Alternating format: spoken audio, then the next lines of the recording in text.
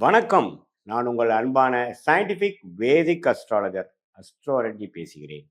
நல்லது நினைப்போம், நல்லதே நடக்கும்.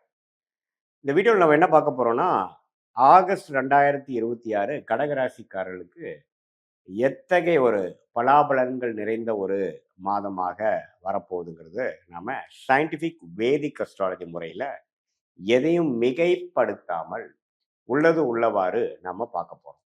இப்போ என்னன்னா, இந்த அருள்வாக்கு சொல்ற மாரியோ, இந்த பரிகாரங்கள் அது மாரி மூட நம்பிக்கைக்குள்ள போகாமல், ஒரு ஒரு கிரகமும் ராசிக்கு இது மாரி இடத்துல இருக்கும் பொழுது, எது மாரி ஒரு தாக்கத்தை குடுக்க போகுதுங்கிறத இந்திய வேத ஜோதிட அடிப்படையிலான அறிவியல் சார்ந்த முறையில நாம பார்க்க போறோம்.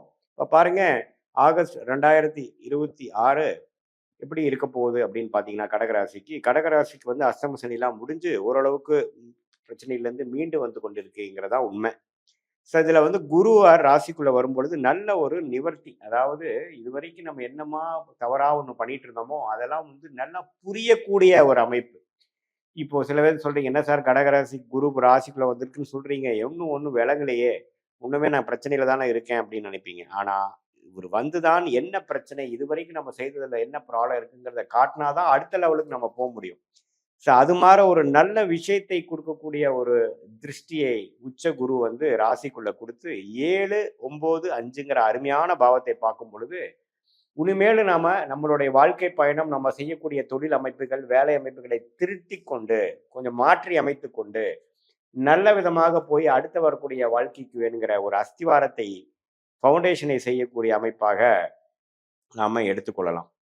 ஸோ, கண்டிப்பா கடகராசிக்கு குரு ராசிக்குள்ள வந்திருக்கிறார். சனி பார்த்தீங்கன்னா 9ஆம் இடத்தில் இருக்கிறார். 7ஆம் இடத்தில் 8ஆம் இடத்தில் ராகுவும் 2ஆம் இடத்தில் கேது இருக்கிறார். ஆனா இந்த ஆகஸ்ட் மாசம் என்ன நடக்குதுன்னா, உங்களுடைய ராஜயோகாதிபதி செவ்வாய் 12ஆம் இடத்திலும், ராசிக்குள்ளேயே பார்த்தீங்கன்னா புதனும் சூரியனும் வராங்க. ஸோ 2ஆம் இடத்த அதிபதி புதன், சூரியன் பார்த்தீங்கன்னா ராசிக்குள்ள வருவது, புதன் ராசிக்குள்ள வருவது ஒரு நல்ல அமைப்பு. குருவோட சேருகிறார்கள். ஸோ எப்போ ஒரு குருவோட புதன், சூரியன் சேருகிறார்கள். அதே மாரி சுக்கிரன் 3ஆம் இடத்துக்கு வழங்கும் பொழுது, நல்ல ஒரு அமைப்பு தான். அதாவது புத்தி கூர்மை உண்டு சில விஷயங்கள் செய்றது.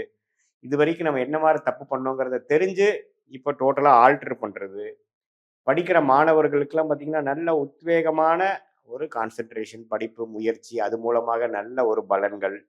அதே மாதிரி இந்த ஐடி, சாஃப்ட்வேர், அக்கவுண்டிங் லைன்ல இருக்கிறவங்க, டெக்னிக்கல் லைன்ல இருக்கிறவங்க, எலக்ட்ரானிக்ஸ் லைன்ல இருக்கிறவங்க, ஆர்ட்டிஃபிஷியல் லைன்ல இருக்கிறவங்களுக்கெல்லாம் நல்ல ஒரு தேர்ச்சி, நல்ல ஒரு புரிதல், நல்ல ஒரு வாய்ப்பு தேடி வரக்கூடிய அமைப்புகள் வேணுங்கிற ஃபவுண்டேஷனை குடுக்கக்கூடிய ஒரு மாதமாகவும் கொஞ்சம் வருதுங்க. ஸோ, இப்ப எப்படின்னா, இந்த ராசி இவ்வளோ ஒரு குரு, புதன், சூரியன்ங்கிற ஒரு நல்ல கிரகத்தின் தாக்கத்துல மாதம் முழுவதும் இருக்கும் பொழுது, ஒரு நல்ல சில விஷயங்கள் பல மாதமாக போட்டுக் கொண்டிருந்த திட்டங்கள் வந்து கொஞ்சம் செயல்படுத்தி, அதுல கொஞ்சம் ரன்னிங்க்கு வரக்கூடிய அமைப்புகள், அல்லது பெரிய பிரச்சனையில மாட்டிக்கொண்டு இருக்கக்கூடியவர்களுக்கு ஒரு சின்னதா ஒரு ஓப்பனிங் கிடைக்கக்கூடிய அமைப்புகள், அதெல்லாம் வருதுங்க. அப்புறம் உங்களுக்கு மாதத்தின் செகண்ட் ஹாஃப் பாருங்க, சூரியனுங்கிற தனகாரகனே 2ஆம் இடத்துக்கு போய் சில வருமானம் வரவேண்டிய பணம் கொஞ்சம் வந்து நமக்கு நிவர்த்தி பண்ற மார, சில பிரச்சனைகளை வந்து நமக்கு சால்வ் பண்ணி குடுக்கக்கூடிய அமைப்பாக நமக்கு வருது. ஸோ இதுதான் பார்த்தீங்கன்னா, அந்த உங்களுடைய ஜாதக அமைப்புல பார்த்தீங்கன்னா, அந்த கடக ராசிக்கு குரு, புதன், சூரியன், செவ்வாய் 12. 12ல இருக்கும்பொழுது என்ன, உங்களுக்கு வந்து ஏதோ ஒரு இடமோ, வீடோ ஏதோ ஒரு விஷயங்கள் விரயம் பண்ணி கூட சில பிரச்சனைகள் சால்வ் பண்ணிக்கலாம். அதுக்கப்புறம் அத ரீஇன்வெஸ்ட் பண்ணி இன்னொரு இடத்துக்கு கொண்டு போலாம். அது மாரி விஷயங்களும் கொடுக்கக்கூடிய அமைப்புகள் இருக்கு. ஸோ குழந்தைகள்னால ஒரு நல்ல விஷயங்கள், வேலை தொழில்ல கொஞ்சம் முனைப்பான ஒரு முயற்சி. அதே சமயத்துல சில ஒரு அஷ்டம சனியிலேருந்து கொஞ்சம் மீண்டு வந்து, இப்போ கொஞ்சம் அடுத்த லெவலுக்கு போகக்கூடிய ஒரு அமைப்புகளும் இந்த வருஷம் நான் ஸ்டார்ட் பண்ணிட்டேன், அப்படிங்கிற அமைப்பு. ஸோ இந்த குரு பயிற்சி அற்புதமான ஒரு பயிற்சியா இருக்கிறனாலயும், புதன், சூரியன் ராசிக்குள்ள வருவதனாலயும், 2ஆம் இடத்துக்கும் சூரியன் வந்து மாத இறுதியில போறனாலயும், நல்ல ஒரு அமைப்பு. குருவால் எல்லாமே ஓரளவுக்கு திரிட்பலம் பெறுகிறார்கள். அதே சமயத்துல 9ஆம் இடத்துல இருக்கக்கூடிய சனியை குரு பார்க்கிறதும், அப்பா சார்ந்த விஷயங்கள், அவங்களோட ஹெல்த், பூர்வீக சம்மந்த விஷயங்களுக்கு அவங்களுக்கும் கொஞ்சம் நமக்கு நல்ல ஒரு அமைப்புகள் இருக்கு. சுக்கிரன் 3ஆம் இடத்துல இருக்கறனால 3ஆம் இடத்துல மறைந்து செவ்வாய், சனி இருக்கும் பொழுது, உங்களுடைய இடம், வீடு, வண்டி, வாகனம் அது மாரி விஷயத்துல கொஞ்சம் கேர்ஃபுல்லா இருங்க. முயற்சிகள் அதாவது நீங்க வந்து இப்போ வண்டி வாங்குறது, வண்டி மாத்துறது டக்கு டக்குன்னு பண்ணாம ரோட்ல போறப்போ கொஞ்சம் கேர்ஃபுல்லா போகக்கூடிய அமைப்பு.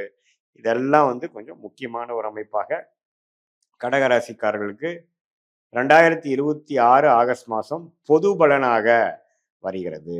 இது பார்த்தீங்கன்னா, மேலோட்டமா பார்க்கும் பொழுது ஓரளவுக்கு நல்ல அமைப்புகள் இருந்தாலும், இப்போ கொஞ்சம் அப்படியே நீங்க செய்யற விஷயத்துக்கு உடனே பலன் கிடைக்கலினாலும், செப்டம்பர், அக்டோபர், நவம்பர்ல நீங்க ஆகஸ்ட் மாசம் இது மாரி சில விஷயங்கள் டெசிஷன் எடுத்து நீங்க பண்ணீங்களோ, யார கான்டாக்ட் பண்ணி பண்ணீங்களோ, அல்லது மாணவர்கள் வந்து எது மாரி லைன்ல நீங்க போய் ஜெயிக்கலான்னு முடிவு பண்ணீங்களோ, அல்லது வியாபாரிகளா இருக்கட்டும், சீனியர் சிட்டிசனா இருக்கட்டும், என்ன சிந்தனை வந்ததோ, அது பிற்காலத்துல ஒரு நல்ல பலன்களை குடுக்கக்கூடிய ஒரு அமைப்பாக கடகராசிக்காரர்களுக்கு இருக்கு. இது பொதுவான பலனே தவிர, உங்களுடைய பிறந்த தேதி, பிறந்த நேரம், பிறந்த உரை வைத்து திருக்கணித பஞ்சாங்கத்துல ஜாதகத்தை போட்டு நம்மளுடைய கன்சல்டேஷன்ல நீங்க பார்க்கும் பொழுது, உங்களுக்கு எது மார தசாபுக்திகள் போய் கொண்டிருக்கிறது, எது மார அமைப்பு உங்க ஜாதகத்துல இருக்கு, சயின்டிஃபிக்கா எப்படி தெரியுது, டிகிரி அடிப்படையில பார்க்கும் பொழுது கர்மா எப்படி வேலை செய்யுது, பாஸ்ட்ல எப்படி வந்தீங்க, இப்ப பிரசன்ட் எப்படி இருக்கு, ஃபியூச்சர் எப்படி போக போகுது, நீங்க எது மாரி முடிவுகள் எடுக்கலாம்? ஏன் இந்த மாரி ஒரு சூழ்நிலை நமக்கு வந்தது? இதுலேருந்து எப்படி நம்ம தப்பிக்கலாம்?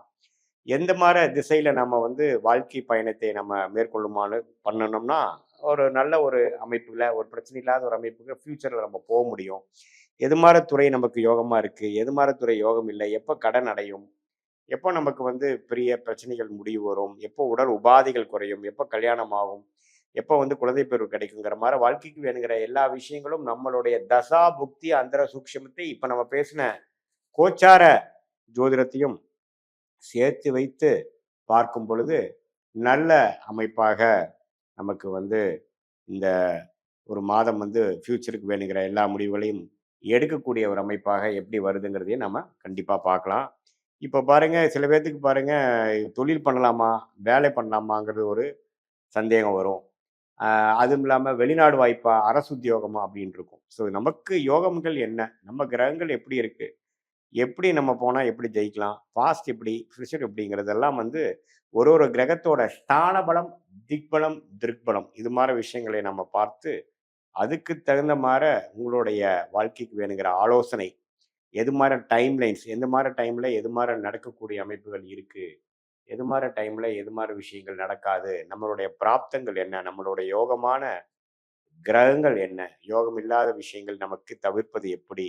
அப்படிங்கிறதை தெரிந்து கொண்டேயானால், நம்மளுடைய வாழ்க்கையை பேணுகிற திட்டங்களை நாமளே தீட்டி, எதிர்நீச்சல் போடாமல், நமக்கு ஆகாத விஷயங்களை செய்து கொண்டு, நமக்கு எது எளிதில் நடக்குமோ, அந்த மாரி விஷயத்தை போகாமல், நம்ம சிரமப்பட்டு, துக்கப்பட்டு, கடன்பட்டு அப்படிலாம் போகாமல், நம்மளுடைய கர்மாவை நாமளே தெரிந்து கொண்டு, அதுக்கு தகுந்த மாதிரியான முயற்சிகளை எடுப்பேயானால், கண்டிப்பா வாழ்க்கையில் எளிதில் நம்ம வந்து வெற்றி பெறலாம். பெரிய ஒரு துயரங்களை எல்லாம், பெரிய ஒரு பிரச்சனைகளை நம்ம தவிர்த்து வாழ்க்கையில் வெற்றி பெற முடியும் என்று சொல்ல விரும்புகிறேன். மீண்டும் மற்றொரு காணொளியில் சந்திப்போம். நன்றி, வணக்கம்.